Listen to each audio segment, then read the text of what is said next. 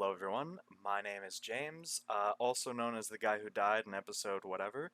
I'm brought to you with Grayson, Hello, and I've today returned. he's returned. He wasn't here in episode 8, he's going to be here for episode 9. And we have a very special episode of the podcast where we make fun of the DM, Sylv. Now, Mr. Rose, can I call you Mr. Rose? Absolutely. Mr. Rose, I've been a fan of your work for a very long time.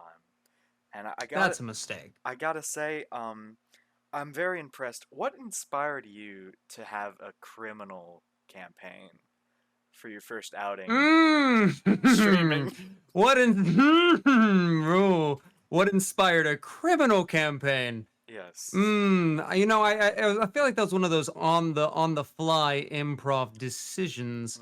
Mm-hmm. Just kind of like going with the flow, and it could have had a little bit, tiny bit to do with murdering the very first NPC we interacted with. Yeah. Genius. Truly Yeah. genius. Truly genius. Ahead of his time is what I always said to Mr. Rose. Absolutely. Truly the pinnacle of creativity. Now, let's get into some real questions. What were you, what's your favorite color, Sylv? I like the color purple a lot. But I like the color pink as well. So I like this good mixture between pink and purple. This like a dark pink, I guess you could call it. And then my second favorite color, or maybe bordering favorite color, is again a pink, where it's a rose pink, like a rose quartz, if that's the right color. Right. Okay. And Very nice. Very regal. very nice, very cool. We we've been working on this campaign for about a year, right? That's right. I think we actually are just now hitting the year anniversary where I started working on this campaign. As it was, yeah, the 17th of last July is when I started working on this campaign. Yes, and it's gone through a lot of iterations. You were just Absolutely. showing us the map and how much it's changed from like one of your first designs, a really good design by the way, all the way to what we have now. Um, could you talk about that process and how much time that the geography, let alone the story, took? Absolutely. I can talk to you about that. The old map was a perfectly fine map that suited its purpose, a map that had an idea of a story to go along. It was the idea of people would go from here, they would run into this problem, and then they would go here, and they'd have the options of here and here. And that was the original map design, and it was quite thought out. And what I did at the very beginning is I contacted each of the players, and that's you guys obviously. And I contacted everyone. I was like, I want you guys to give me one core concept for a city, and one core principle for the city, and one core product of the city. Hmm. And from there, if you want to give any insight on that part, what was your experience when I asked you guys that for this building adventure?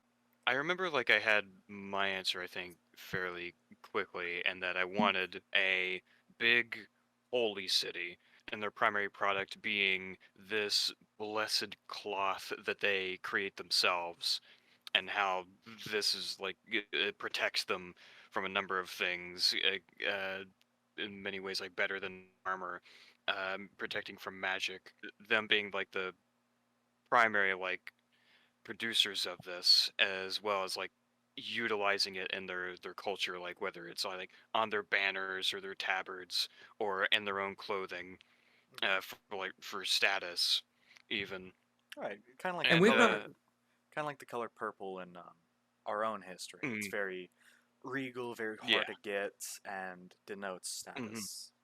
That was the original yes, design. we actually haven't run into that as far as anyone's aware in our campaign yeah, just yet, but it is the primary product of this city is that holy not tapestry, but threads and yes, absolutely. It's just very cool. One of the biggest goals for this world creation was to make sure that it is not my world, because I don't want it to be my world. I want it to be our world and Hmm. go from mm, there and expand into each other. One of my concepts and one of the reasons I made every player choose a product, and this is the biggest reason I needed a product that people would sell, is because then I could connect each city. And I don't think I explained that to you guys very well. But the idea I had behind there was if I know what they're trading, that's where their cultures can intermesh and they can overlap. That's where the cities and the world really become its own place with its unique like individual cultures that then have, because an individual culture is only so interesting when like and good to be introduced when you're meeting a culture you already know. And Crossroads right now sits as the boiling pot for a lot of stuff right now. Yeah, And it yeah, seems absolutely. very cosmopolitan almost Mhm. in the way that Right. it meshes. Like there's the group who are from Galahad from the south, and they have they've brought their own thing, and then there's the noblemen in the northeast, and the heavy industry in the northwest, like fishing and stuff. And I Mm-hmm. really like that. My Absolutely. city that I had worked on, it went through a lot of variations, and the idea that I came up with is around, but it's not the same. I was thinking of a moving city, like the divine Law. beasts from uh, Legend of Zelda or Alexander from Final Fantasy. This walking Mm. fortress was my original plan. It still exists. It's still in the DNA, but it's changed a lot, and I think for the better. Yeah, and I would like to classify a lot of that because it's a very cool city, and I'm very excited to introduce it when the time is right. Mhm. I'm One not of the even gonna neatest things about I'm oh not even gonna say its name. yeah, absolutely. Yeah, yeah, that's what I was going to suggest not to do. Not here, not now. Yeah. But I'm excited for everyone, us, the players, you guys, the viewers, to all see that city. It's a very fun one. And we were talking about Crossroads, our current location being the, the where, like the center house of all these cultures and all these intermeshes. And part of that is so that way it is comfortable. One of the things we thought about when making this is like, this is a show. And if I threw you guys into the craziest, wackiest, most diverse and different culture instantly, it may make people not have a almost what control group, for lack of any better phrase. Right, right. This place is the most quote unquote normal for a fantasy world you can get to, and I'm really excited to experiment the radicalism of other cities, or the just what's the right word, geographically, sorry, diverse and different things in the future. Absolutely, I love that a lot. I did want to follow on. Wait, did you have something there? Yeah, I was just gonna add on that, like, we know the red are from a place, and obviously the players, know where the red are from, but the characters, they've said it once or twice, but imagine, like, Crossroads is pretty normal, but the place where the red are from, where the ghoul and wheel of destruction are common things, Mhm. like that's gonna create an entirely different culture. And Absolutely. that's Yeah. really exciting for me. But I don't want to lose track of where I was a moment ago in one part. You asked me, all the changes that the map's gone through, and we kind of strayed from there a moment. So I'm going to finish my thought there is that I had this map that was built up with a very, very clean and direct path. Mhm. And and I showed it to you guys. I presented it to, and I was like, guys, this took me a few months to create. I love it. I love this design. How do you guys feel about it? And a lot of people are like, oh, that's cool, and that's cool. And then I can't recall who. I simply cannot. But someone was like, meh, it's kind of like a country, and that's when everything fell apart.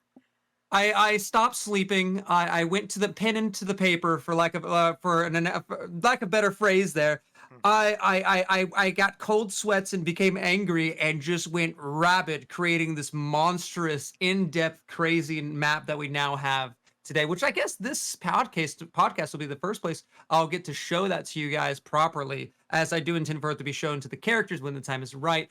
But you guys will see this here. Like the every single tree that you're seeing right now We're not was placed individually by accident. we're not Because oh yeah, we're not seeing your screen, by the way. I know I'm It going to edit is that this in post. This is in Oh, post in post. okay. I'm In post, editing. in I'm going to post. edit in post. Okay. But As all long those as trees you see there were placed individually at first because I didn't know till the very end that there was a tool to do it, and I thought It's just a little bit of a bitter angriness that I wanted to share because it's kind of funny, but also I'm very salty about it. Yeah, like there was a Uh, brush tool to fill Mm. in all those the entire things. time. The entire time there was. That's awesome. I remember you showed Creating me. art through vindictive spite. Oh my god. I remember you showed me how you did it. You would create like almost a template for us, and then you would copy and paste it, Mm-hmm. and copy and paste it Mm-hmm. into like these clumps, and then you would make the clumps a little bit like easier to or less um, individual individualistic and like more connected, I guess. And that's just It made about it looked it hard. made about as much sense. It made about as much sense as doing an Excel sheet with a electric guitar. Like it was the stupidest, most inefficient, dumb way to possibly do it. Uh-huh. But we have an incredible product as the players are seeing here. The thing that I'm pointing to right now, that's actually the part of the map that I was in charge of right there, and it's just a beautiful Right there. Mm. place. Wow, very good job on that. Yeah, thank you. Good I job. appreciate it. Yep. On top of all the changes to the map, there are also changes to the people who are going to be playing. Like me and Grayson and Justin were always going to be in, but Spade and Vincent were kind of newer additions. You know? Yeah, those were last minute jump ins for sure. They barely made the train as far as I can recall. Yeah, yeah. Um, I think we literally had Spade join 2 weeks before we were live, which was a very scary thing to do, admittedly. For But sure, for we sure. had a Domino became an incredible, a deep character that I'm excited to learn more about. As the guy playing him, Matthew, though he hasn't gotten a lot of screen time actively talking and role playing just yet, Matthew is a brilliant, brilliant person with a very creative mind, and Domino has a lot of depth and it's very funny. It's a very, very funny character, but there's also a lot of depth behind it as well. Um, it's I really, really appreciate the curiousness that that develops when you're working on a character with somebody. There's really not much things as much fun as that. Absolutely. And you guys have, uh, especially Justin, Astrid's player, and Oh Grayson, yeah, Zatira's player. They've Mm. had their concept since October. I remember drawing Zatira last October and Astrid last October. Those two, yeah. those two were made like in concrete a while ago. Grayson, if you want to Hmm. speak on that, Silk, if you Yeah, want to yeah, jump in. yeah. I had her had the concept for like a younger like thief girl like since the beginning. Like I wanted the opportunity to play a little like mischievous character, but someone who was like really downtrodden, someone that's very down to earth. That's very different from like some of the more fantastical Hmm. characters that I've had Mm. before. Uh, and someone that would it would make sense for them to have some sort of sense of adventure, but also give them like an emotional tie to the place that they live. Right, Uh, right. yeah, with I don't think the audience has ever encountered this, but other than one of the episodes where I mentioned him, but like Yeah. Zatira's brother Zeke. Hmm. Yeah, You their did. Who, connections to the world. You did. hmm You hmm did write a letter in episode 3, I Yeah. think. I think that's the only It was a time. hmm very heartful going away letter, right? Mhm. Yeah, yeah. And then Yeah. And then you when came right back. yeah, yeah, because I found out I couldn't leave at all if I wanted to. Yeah. Uh, now like she's kind of trying to keep herself hidden from It to really for says a like lot about his Zatira, safety. though. The packing it up and going Mhm. decision. That says a lot about whom Zatira is right now. Yeah, Mhm. yeah, yeah. I I really like Zatira. Even playing her for one episode was a Mm. blast. Oh Irish Yeah. accents are difficult, and Oh just yeah. messing with people. And she's kind of like I incredibly like Mm. questioning about things. Like Yeah. you're not who you say you are you? You Yeah. could you answer me this, Domino? What the hell is this? you know. Trying to incorporate a curious nature and Mhm. everything. For sure, for Yeah, sure. Zatira is skeptical, and that is a skill that is much lacked in our group in the past. And Mm-hmm. I'm appreciative of her skepticism as we've had previous campaigns before this one, and our players do have a habit of finding special ways to get burned and having never saw it coming. So having a character be skeptical is very, very beneficial and also gives a lot to like who Zatira is and maybe who she was before this campaign began. Right. Yeah, and then also trying to be like a bit of a planner, or like trying to have a plan the whole time, even if it doesn't Hmm. entirely go correctly. Yeah, for Yeah, sure, for yeah. sure. And then last thing I wanted to lament on Zatira was that I was talking about how much I enjoy her character and how much I enjoy her like her she's a very in-depth person, like has a lot of depth to her, excuse me. Mhm. Was the fact that, and this goes again with you running away, Zatira is a criminal, but a heartfelt criminal, one who will leave at the first sign of trouble, but won't leave without saying a goodbye, whether it be in a, in a note. Like there is that sentimental connection with her brother, but she still values numero uno before anything, and that's a place to grow or stick to or change. But it does have this multi-layered facet because it's easy to just leave and to have the character not interact with the world around them, Mhm. but that note you made is a really telling point where Zatira has a human side to them, like a very real human side to them, which is immediately juxtaposed to Domino, who seemingly has no one and does not care about anything except for making himself valuable enough to not be turned in. And that's certainly a very fun look at this criminal versus this criminal and the vast differences between them. Yeah. I would say a lot of our characters are based off of foils like that, you know. Um, Zatira, being a tiefling, is probably the most human player, or the most human character in the party, you know.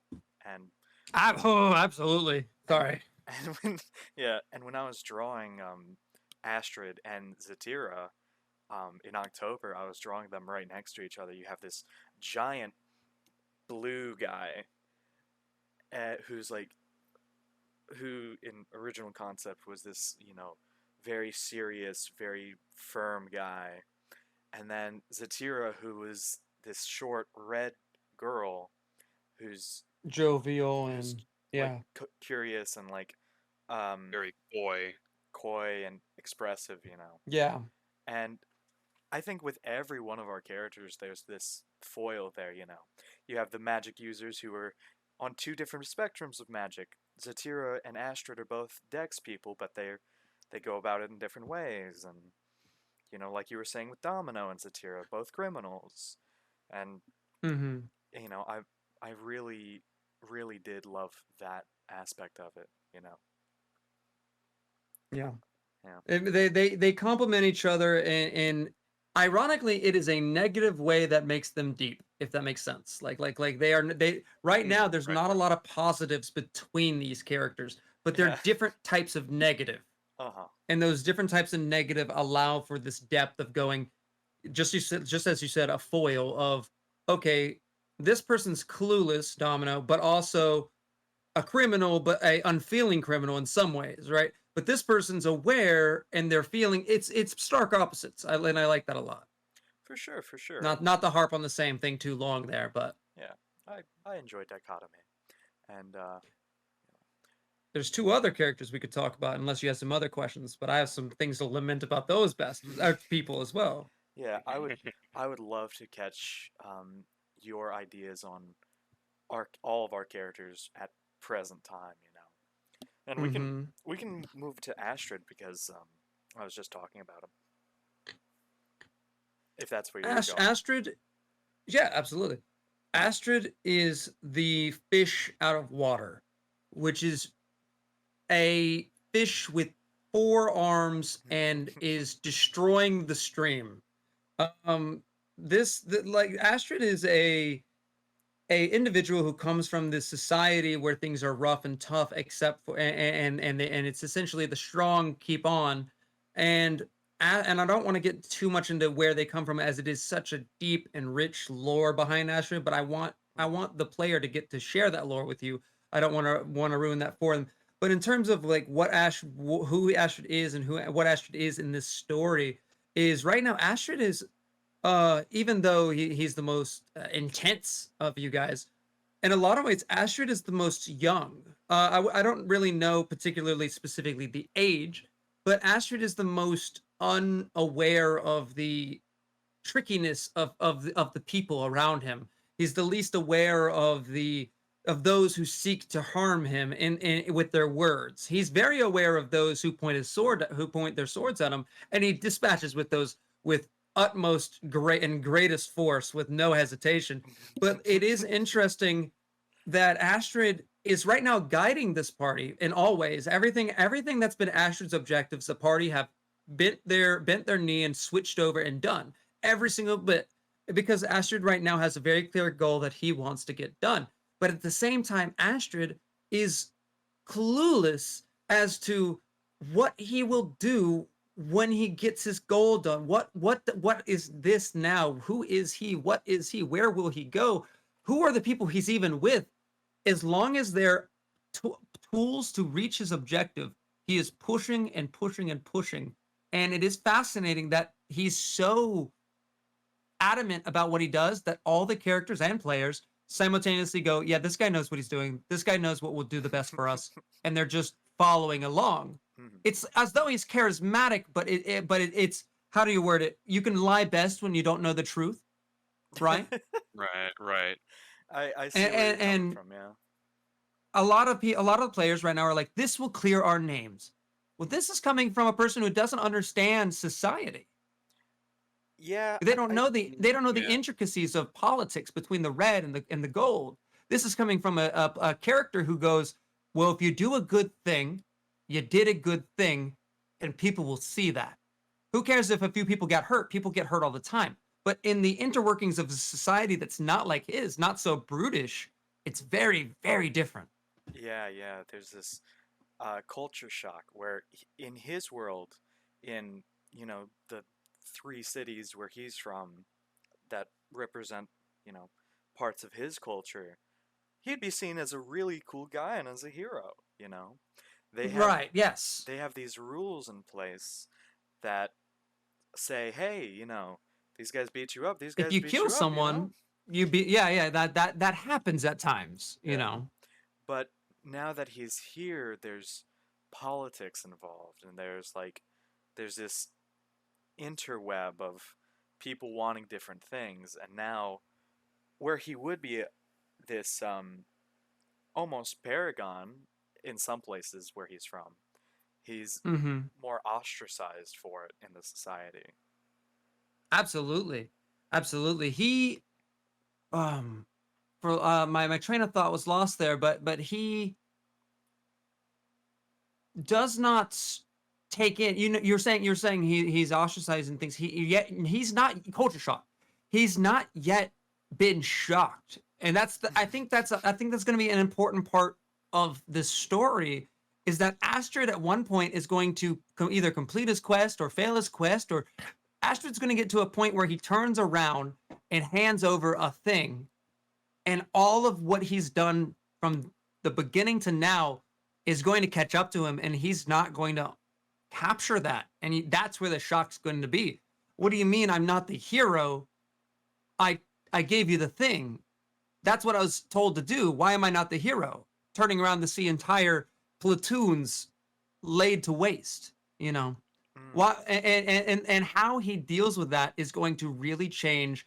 And you joked at the beginning, how do I feel about us having a villain campaign? yeah. How he deals with that shock will probably determine, considering how the rest of the parties followed him, the party may turn against, depending on how he approaches, but how he deals with the shock of your actions have these convoluted and complicated consequences Mm, is probably going to determine whether or not we have a truly villain campaign or a hero campaign. And right. either way, I'm down. I'm down the clown. Okay. But That's good. it is fascinating that, you talk about the culture shock. He's not taken in the culture to be shocked. Right. Right. He's still sort of like set in stone, figuratively, because it's Goliath, you know. He's on and this may be the wrong story, but he's on an Odysseus quest. He's on a quest right now. He's not in a city. He's not in a town. He's not outside. He's in a quest, Hmm. and that is the breaking point of his reality versus what's happening around him at the moment. At least I think so. Right, right. Okay. Those are pretty strong words, especially from the DM. Okay. Mm, Great. And I he could also be wrong, but this is my perception, knowing his history and how he's acted as of such. But I mean, I'm what I say is not written in the law, as these are your guys' characters. I'm just trying to perceive what I've been seeing Mhm. and assume through the trends and connect it with the character's history and the dots as to why they would be acting as they do now. Right, right. Okay. Grayson, you yeah were trying to say something?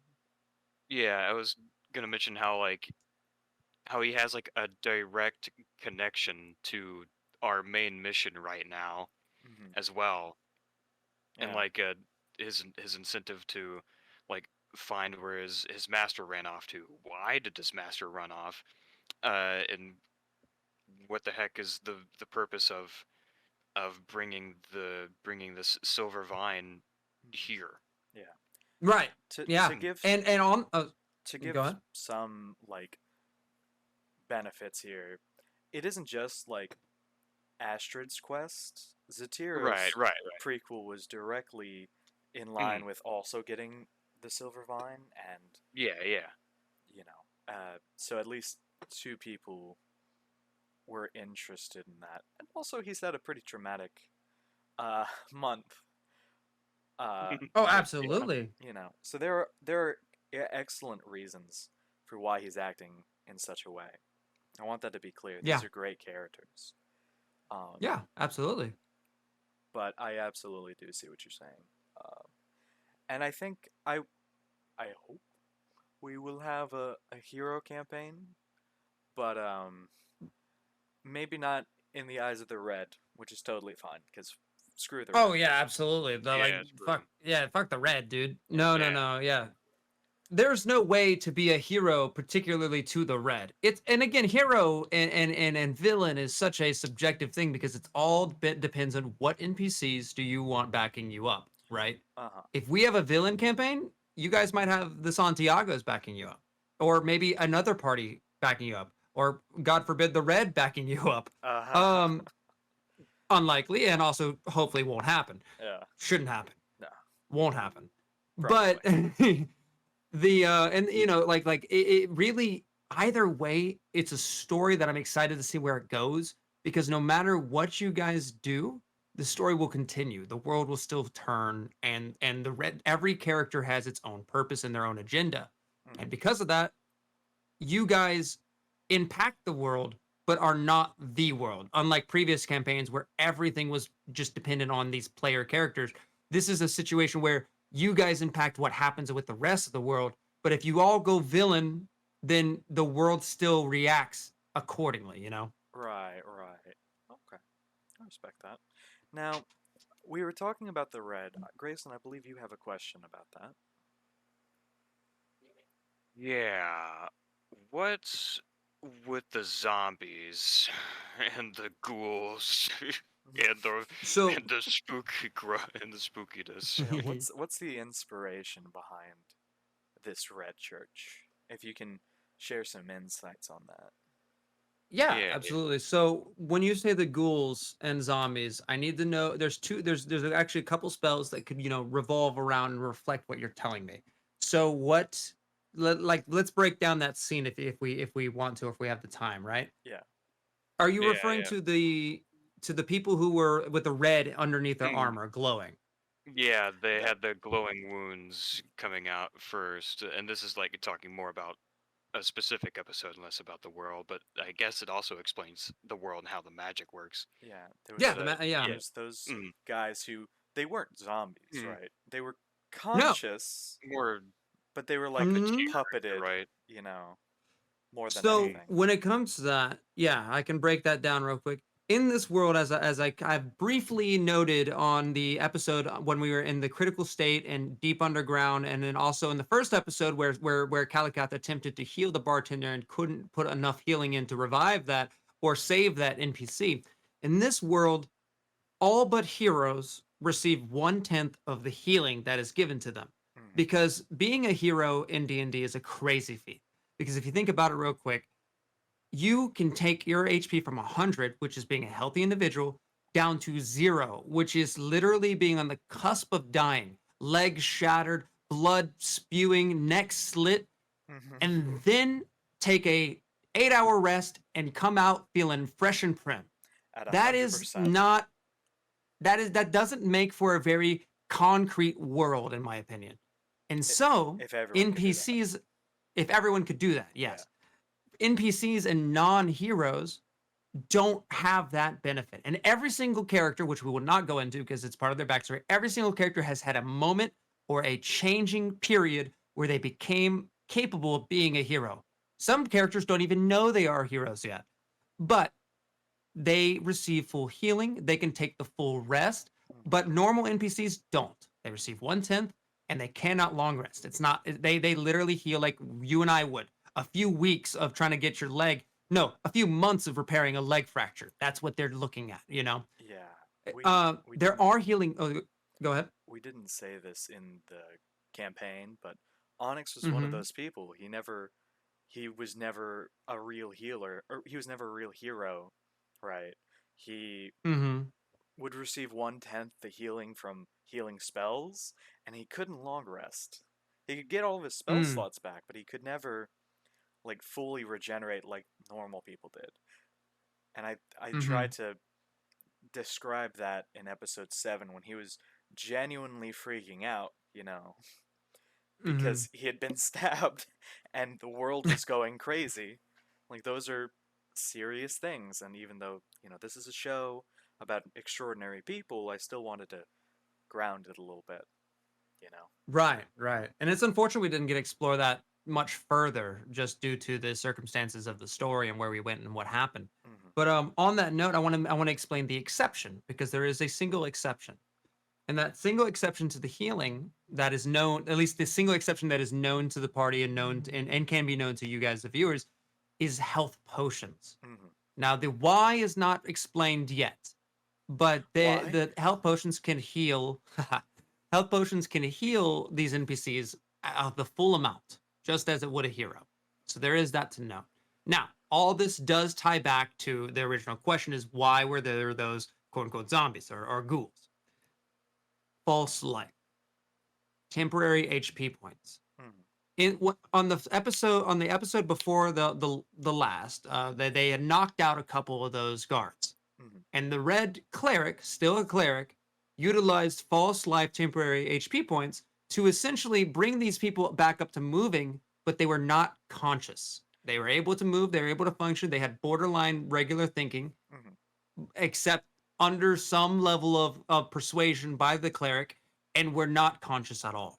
That Right. is why they came off as ghoulish. That red light was essentially, imagine it like a Green Lantern hard light, for lack of a better phrase, Mhm. covering Right, up the right. wounds and acting as a Just enough make you to, last till just enough. yeah. Yeah, a just enough. That's a good way to put it. Mhm. Um, Yeah. Clerics of the Red seem to be, now we know, are equipped not with restoration or healing, Mhm. but rather false life and temporary HP points, as those can be accepted by NPCs. Right. And that's where that comes from. Now, when Grayson described ghouls, I think he was Mm-hmm. also referring to the Yeah. spiritual guardian ability Hmm. of that cleric, where he was Right. able to summon these ghoulish creatures and swipe at people as an AoE. And Absolutely, yeah. we would love to know, like, how, because these people are evil. They worship the poem that Domino read was very telling, right? They said the Mm-hmm. souls of the people who died fighting us would grease the wheel of progress, and that's their mindset. Oh, Mm-hmm. oh, these guys who died in the heat of battle trying to protect us, yeah, their souls because of the way we fundamentally believe, they're not going to heaven. They're not going to relax. They're going to They're not going to relax. grease the wheels of their god, you know? So what kind of Hmm. culture, what kind of religion, who are these guys? If you can And describe those anything, and what was the and those are inspiration behind them? questions. Those are questions that I would love for the characters who are now facing off with this threat Mhm. to wonder and ask and uncover. Those are great questions, but I'm afraid they're not disclosable in a podcast form, as it would not do service to the story. Understood. That's perfectly fine. Perfectly fine. Understood. Okay. We were talking about characters a little bit, and we didn't get through all of the Mhm. characters. We got your ideas for Zatira, and we got your I thought I snuck past him. your opinion of Astrid. Um, and we did talk about Domino. Ah, we got another boy. We got another lad. Vincent, also known as Calicath, Vincent, also known as Cameron, who plays Calicath. What are your opinions on that guy? No comment. Yeah, I thought Enough so. said. But he did pull an interesting trick last episode Uh-huh. that what like Which in like one? D&D mechanic terms Mhm. that other players would understand. What the heck was that? Which part? The transformation or That the yeah. Uh-huh, yeah. yeah. You know it. It. The thing he did. The thing he did, yeah. Is there Mhm. anything you could tell us about maybe what went through y'all's minds when y'all were coming up with this, or how y'all incorporated it? Because it's not in the game, you know. Is there anything that can be said about that?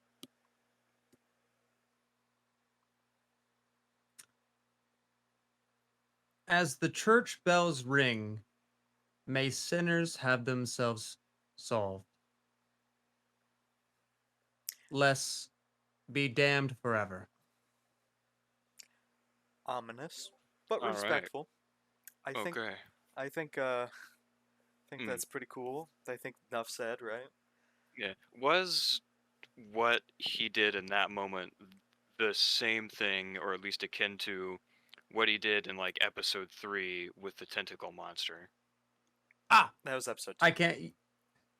Episode 2? Yeah. Was it The was it the same thing? I don't I think can so. say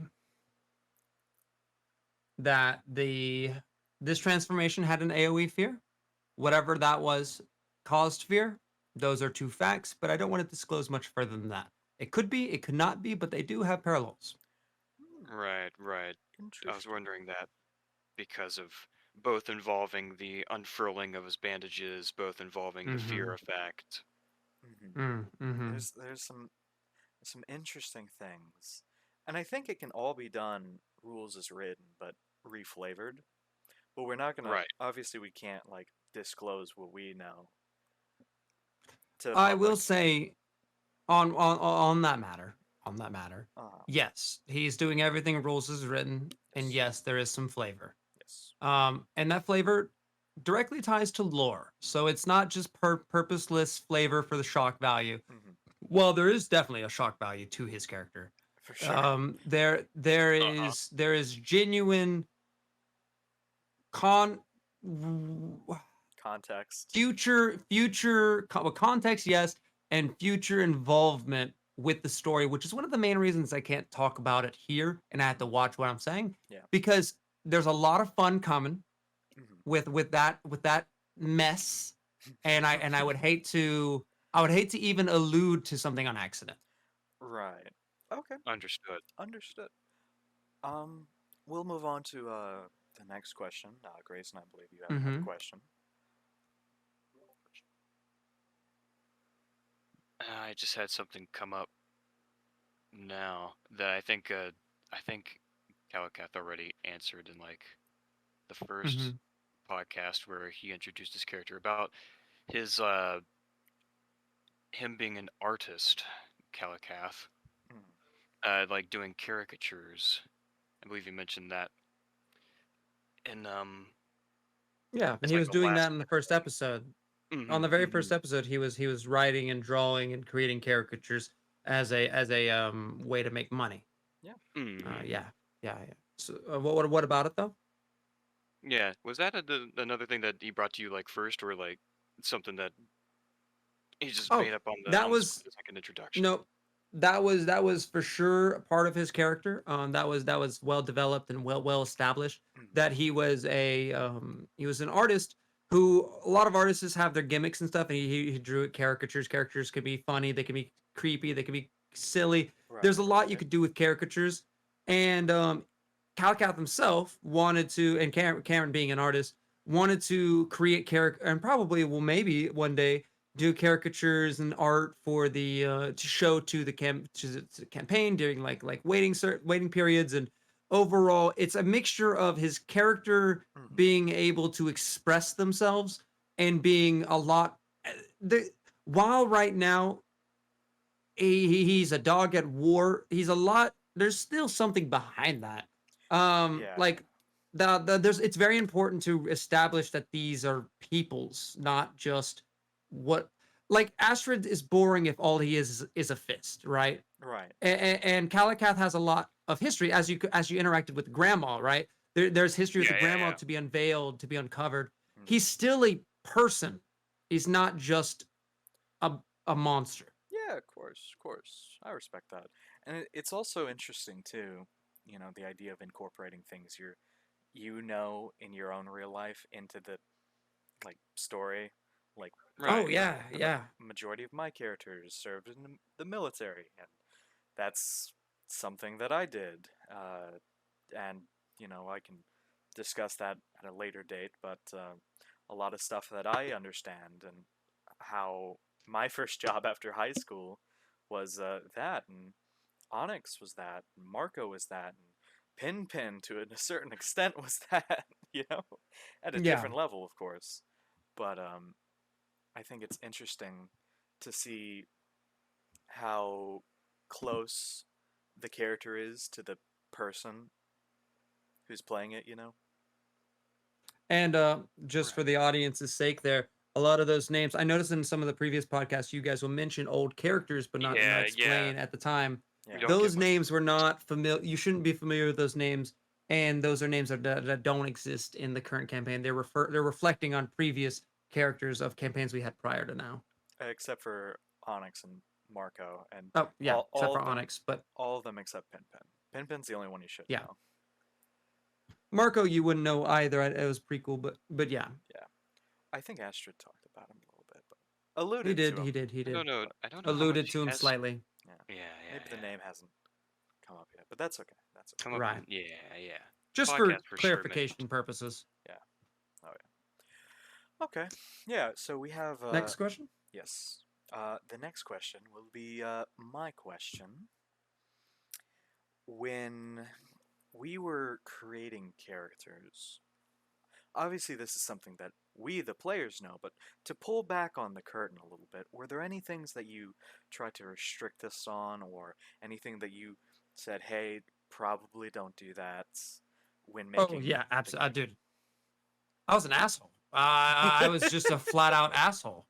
Uh-huh. You want to be an Eric Cocker with heat metal? No. You wanna yeah, you want to be yeah, so limiting, right? You want to revivify like a lot of this game's core ideas are like the scarcity of healing magic, the scarcity of reviving. Not a spell that no one was allowed to have.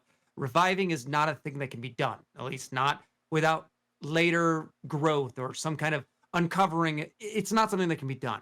Yeah. As far as starting the game, and then also as far as any of those clerics in the red, as far as you guys can know, it's incredibly rare, and if not impossible, right? Mm-hmm, mm-hmm. So, I think I may have been over the board with how restrictive I was with the character selection menu, like things along the lines of I we one of the people who was involved wanted to be a genasi, and I had a tough time with that because where would a Genasi be besides in an elemental plane? Yeah. And another character wanted to be one another person wanted to be a flat out at the start of the show, start of the campaign, level 3 king.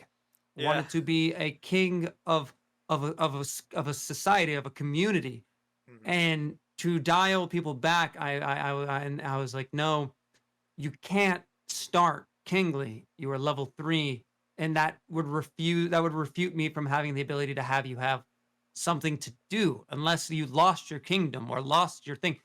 But just starting in these expansive levels or starting at such a exotic race that it's currently no place for, I had Right, issues with right. that. Yeah. Yeah. I remember you turned me down when I said I wanted to be a bug person from the new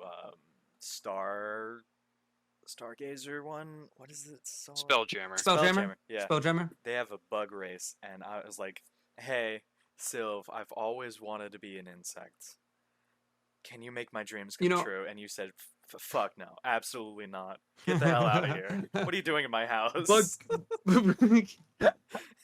That's funny. That's funny. You know, it's funny that you say that now because even reflecting on that, I thought you were joking. I was So joking. that's real telling. Oh, okay. Fuck. I was like, that's even real telling. Yeah. How against it I was. Yeah. No, I knew there were You, some things that wouldn't be easy to implement. Like if we look at the map and Jamie, pull up the map real quick. We yeah, I'll get Jamie to do that. yeah. Yeah. Every part of the map has a culture to it, has a peoples and a group, and adding like the I don't know, Loxodons, the elephant people, and these groups of Yeah. weird exotic people that are very specific, um, would be very difficult. So it wasn't that we were And what restricted per se. Like we could get around some things, but I can see how like restricting some of the uh, classes from the hyper exotic ones was a very smart move. I see. I almost disagree with you, and like, again, the restrictions is something that I regret because I feel as though a part of what I did there took away a big part of what D&D is and can be. Mm, Um, yes, I did restrict some. There's some races that I don't feel bad about restricting, yeah. like Aarakocra, but that's just because Aarakocra was built poorly as like a design method. Yeah. But other races, a big part of it is like you get to be what you want to do. Mm, And I can, and while, and you know, you're like each part has it's true. Every part has its own culture, community, or purposely doesn't. But just because that's how it is doesn't mean there's a lot of space on that map. And it could have been filled with if someone really, really wanted to be the hippo. There could have been a place to put a hippo. It's a big world out there. And admittedly, that's something I can improve on in the future with future characters. If we have any more character deaths or just future campaigns, it's like opening knock the on wood. doors more um, to respect you guys and your individualism and creativity, you know?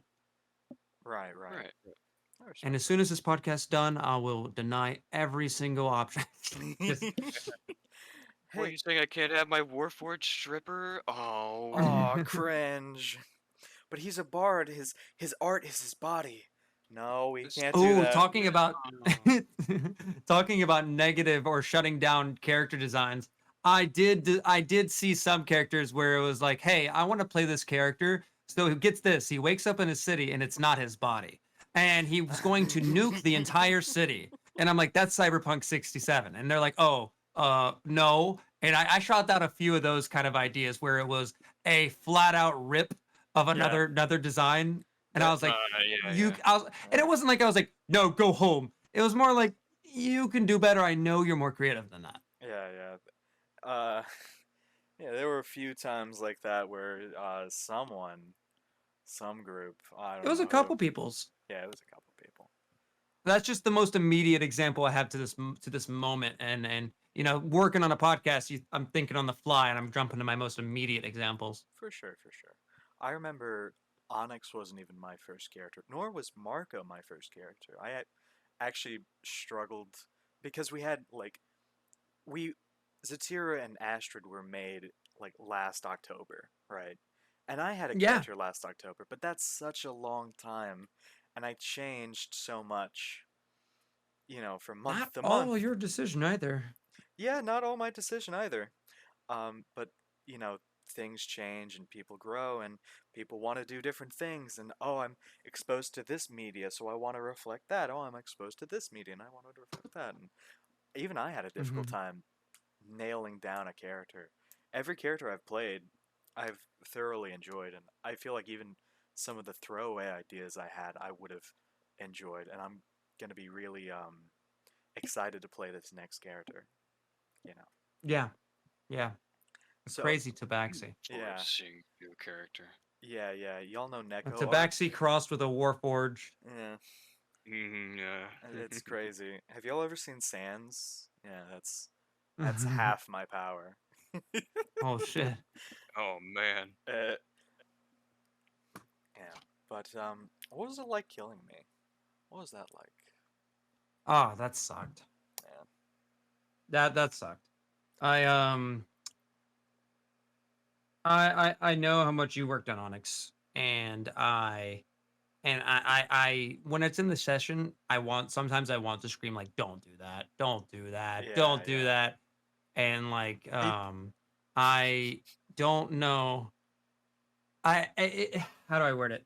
The situation was narratively, yeah, they're going to kill you because what they just did is they made a deal with Giantkin, Devilkin, a ghost guy, and the same person that their leaders have been saying, "Don't trust, bad, super bad. yeah, Devils are on in this land. Oh my god, don't listen." And they were in the situation where they're backed in a corner, and the only way to survive was to make a deal. They made the deal, and you did the swap out, yeah, and for them on their end, they're breathing a sigh of relief and going, "Whew, okay, okay, we're not dead. That was really slick, Mister Captain. Good talking." And then they look over and they find that the body that you guys gave them was like Jim, like it was one of their Just own Steve. men. No, Yeah, yeah. The immediate reaction they're going to have is, "We've been tricked. It's a trick. That wizard's gonna do something," and it kill and so to narratively surprise you guys and speed up the process of that event, yeah. and not and like, and you guys may have heard it when if you re-listen to it, the like there was a real moment where everyone was taken aback because it was Uh-huh. so much emotion behind it. It was a really, really good narrative moment, and also made a lot of sense compared to what they were going to do after 2 minutes of looking at the body and realizing it's fucking Joe. Yeah, yeah. And so I sped it up, and yeah, like I was it sucked being a lot because while it's a really good narrative, I know how much you worked on it, and I know how much Onyx could have done. Yeah. I felt like if I had, you know, I was predisposed. I was sent away to do things, and I had to go off and leave a couple of times, not from my own free will, and I had to miss a Yeah, few sessions, and I would have loved to have explored Onyx, but and I'm glad we had the time we did have, you know. and that's another problem, especially where it bites, is especially hard. I'm glad you are you, and I know that you can take it. Mhm. But how unfair was it to you, on not on a story level, but on a board game level, that you were forced to miss Yeah, like 4 sessions, and is in the session you come back on, I kill you. yeah. Like, From a I am from a like cosmic that. point of view, that actually sucks, you know. That is the most, like, I have a few players that would quit the game. They would not stand for that. Hmm. And one, I have respect for you as a player, and two, that was another part that made it especially bitter. Yeah. The not just killing this character who, you know, was worked on, but this character who didn't even get a chance to stand out, didn't even get a chance to Yeah, step out of himself, We, you know. and in game, we only knew you for that day. Yeah. You guys met yeah, me like on Monday and then saw me again on Wednesday or Thursday and then I died Friday. Thursday. Yeah. Yeah. Like there Maybe you'll was. Solomon Grundy it. Yeah, yeah, Yeah. yeah. Maybe I'll come out with a vampire, and it's like, hey guys. Died on Wednesday or something. Yeah. Oh yeah, that's Sorry, so sorry. that was a good joke. Yeah. Wow. Sorry, I killed you. I didn't mean to interrupt you. I was thinking out in my head and I said it out loud. Wow. Oh man. I guess And Oh, on I this is just the end of the killed it. episode. I was trying to on remember that- the name of the. I was trying to. Oh. And on that thing of like feeling like always like taken away and like a brutal loss of a character. I remember like at the beginning when you were putting together the campaign still, you asked us as players individually and sometimes together like if we wanted this campaign to like be soft on us Mhm. or like be brutal and like not be afraid to kill us, and then I think we majority agreed like yeah, don't be afraid to kill us. Yeah, yeah. We Yeah. asked for this for sure, Yeah, we asked Yeah. for this. and I think it was like a 1 out of 10, and almost everyone gave me a 9 or a 10. uh Or like it was I thought I gave you like a Yeah, scale, like a scale or like I think it was like a poll where I was like react for this easy, medium, hard. oh And like yeah, I feel like yeah, that almost was- everyone I think that did almost happen. everyone selected hard. yeah, that, yeah. that absolutely did happen. Yeah, Go hard. that I remember. Yep. I was just using the 1 to 10 because it'd be easier for the viewer. If I started saying, yeah, if you respond to exclamation point, I was just trying to make it easier for the viewer to know what I was saying. I get you. Right. Yeah. Okay, yeah. Well, Sylv, this has been very educational. I hope that the viewers enjoyed it, and I hope the players watching at least the first 4 minutes will also enjoy it. If you made it this far, comment in the doobly-doo below. Pringles sour cream and onions flavored con sabor. Yeah. And with that, you have to choose the longest sound effect. And with that, Sylv, is there anything you'd like to say at the end? Hey, thank you guys for watching. Thank you guys for being players, and thank you guys for loving this project that we love so much. We just want nothing more than to experience it more with you. This has been one of the most fun things I've gotten to do. One of the most heartful. A lot of passion is in this project. A lot of passion and a lot of love. And I know you've already clicked off, but really, this is a long running dream to have such a high quality show, Mhm. and not just be a show, but be something that we all love doing while doing it. And it's just, I cannot wait to see where this story goes and where we'll be and give it 1 year, you know? It is sure. truly cool. For sure. And with that, we bid adieu. Ta-da! Goodbye. Goodbye. Forever.